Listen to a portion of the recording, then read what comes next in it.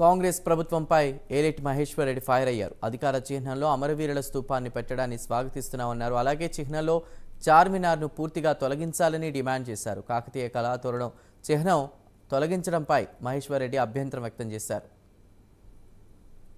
పాలకులు హిందూ సామ్రాజ్యాన్ని పూర్తిగా ఆక్రమించుకొని దురాక్రమణ చేసినటువంటి దురాక్రమవాదులు ఈ ప్రాంతంలో హిందువులను ఊచకోతకు వచ్చినటువంటి ఆ పాలకుల ఆనవాళ్లను కూడా మీరు మరి పూర్తిగా తీసేయాల్సినటువంటి అవసరం ఉన్నది అని చెప్పేసి భారతీయ జనతా పార్టీ మరి గుర్తు చేస్తూ ఉన్నది. నిజంగా రాజరిక గుర్తులను తొలగించాలని చిత్తశుద్ధి ముఖ్యమంత్రి గౌరవ రేవంత్ రెడ్డి గారికి నిజంగా ఉంటే తెలంగాణ నుంచి ఎన్నో ప్రాంతాల్లో వారి గుర్తుల్ని చిహ్నాలని తొలగించాల్సినటువంటి అవసరం ఉన్నది. కానీ ఈ తెలంగాణ గడ్డ మీద హిందూ రాజు అయినటువంటి కాకతీయ తోరణం ఈ ప్రజల కోసం, తెలంగాణ బిడ్డల కోసం, ఈ తెలంగాణ తెలుగు బిడ్డల కోసం, ఈ ప్రాంతంలో హిందూగా ప్రతి హిందూకి వారి సంక్షేమం కోసం పనిచేసినటువంటి మరి హిందూ రాజు అయినటువంటి కాకతీయ సామ్రాజ్యపు తోరణమైనటువంటి ఆ తోరణాన్ని తొలగించడం